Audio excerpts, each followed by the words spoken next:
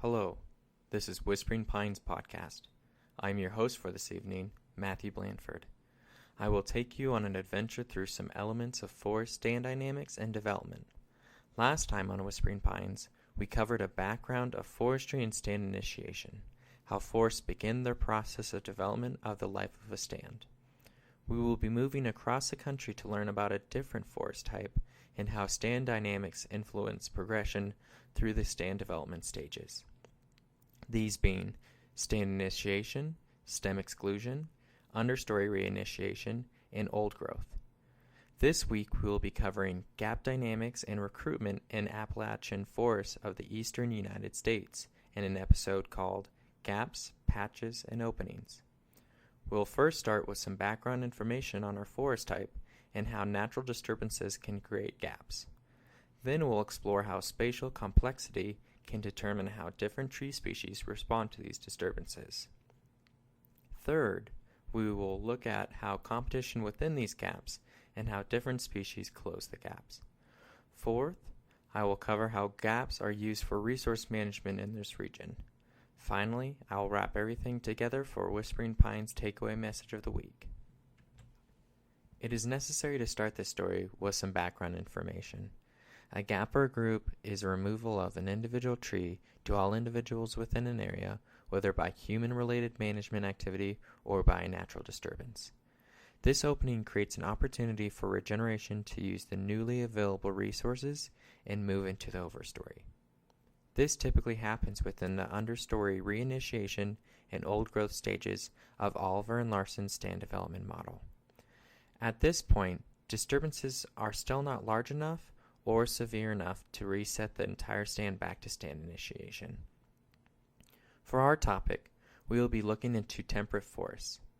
In the Appalachian forest, we will be looking at stands with a high diversity of tree composition, including species such as suga, hemlock, pinus, pine, betula, birch, acer, maple, fagus, beech, and quercus, oak. These forests vary in dominant species based off of topographic features such as aspect, soils, and elevation. Typical disturbances include wind events or fire that create patches of tree mortality. Individual or small gaps are created by insect damage or disease, such as hemlock woody adelgid or lightning. The second part of this topic is the spatial component of disturbances. There are two main differences for gap and patch disturbance effects between these species, namely their ability to fill the space in the overstory. This differentiation comes from regeneration shade tolerance, the requirement of having enough available sunlight to survive. Shade tolerance plays a large part in determining which species will be recruited into the overstory. The species range in shade tolerance, with suga being the most shade tolerant, then fagus, acer, pinus, quercus, and the least shade tolerant species being betula. As we look into the relationship between shade tolerance and the spatial scale of disturbances, we notice there is usually a relationship. For smaller disturbances, such as individual tree mortality from something like lightning, the amount of light that becomes available for the understory is usually still not enough for most shade intolerant species to develop. This is evident for species such as betula, which require large amounts of sunlight to become an established component of the overstory. Disturbances tend to follow specific spatial size based off of species and location. Larger scale disturbances in the Appalachian forest type tend to be wind throw events in stands with acer, betula, and fagus. The smaller scale disturbances, such as individual tree mortality, tends to be in the suga, pinus, and quercus. With shade-tolerant species such as suga, this regeneration has been waiting and saving resources in the understory for an opportunity to utilize light. This is called advanced regeneration. Advanced regeneration prepares to handle a short window of growth and recruitment into the overstory. In larger disturbances, such as a wind throw event, which may be tens of meters across, shade-intolerant species such as acer and betula have little to no competition from overstory trees to grow and establish. In most of these instances, the shade-intolerant species outgrow and shade over shade-tolerant species. Moving into the third part of the journey is a look at how recruitment responds to competition and openings. This is usually dictated by the dominant species that were in the over and understory. Competition within the gap or patch can originate from seed, sprout, or understory vegetation. For example, in larger disturbances such as fire, the seed bank can have an extensive amount of betula seeds, but if Quercus has a larger presence, it will resprout faster than most of the betula seed can germinate and grow. In most areas where Quercus has the majority of the sunlight, betula will not become established. Although in lower sprouting densities of Quercus, betula can outcompete Quercus given resources and time.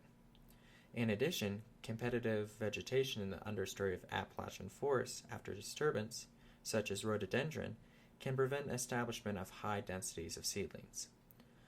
While regeneration is trying to find its place to grow into the overstory, the edge trees around the gap or patch will start to grow their branches into the newly opened space. Depending on the species and the size of the gap, this can slightly or completely hinder shade-intolerant species from using this opening. This is usually why shade-tolerant species tend to do better in smaller openings. The final point of today's topic will be covering how gaps and patches are used in management. Replicating a natural disturbance to create these varying size openings is an appropriate way for managers to sustain or increase diversity. For example, if a stand has moved along its stand development pathway without any major disturbances, the number of species present could be lower, especially with respect to shade-intolerant species. This is because of the slow and constant recruitment of shade-tolerant species such as Tsuga into the overstory over time by small group mortality. Creating a patch large enough to enable shade-intolerant species to develop as a component of the stand once again is a valid and vital management option. This can help create more heterogeneity in horizontal and vertical structure. In addition, increasing diversity can be used to create conditions for harvesting different species and sizes while not high grading, which is taking only the best and highest value trees. If certain shade-tolerant or intolerant species are desired in the overstory for future timber product, then creating opening sizes specifically for certain species' shade tolerance can create good stem form for straight logs. Using openings properly is the most useful tool in forest management for a healthy and constant flow of economic and ecological services. Tonight we covered openings in the form of gaps and patches. First, we went over disturbances that create these openings. Second, we learned how different disturbances and their spatial size can promote and hinder different species based off of shade tolerance. Third, we discussed the influence of competition within gaps. Last but not least, how these openings are used for management of forests. Coming to the end of our talk, we arrive at the Whispering Pines takeaway message of the week. Know your species, their shade tolerance, response to disturbance, spatial requirements, and your management objective. A stand can be manipulated naturally and appropriately for a specific goal. Thank you for listening to Whispering Pines this week with your host, Matthew Blanford. Until next time, may your epinasty stay strong.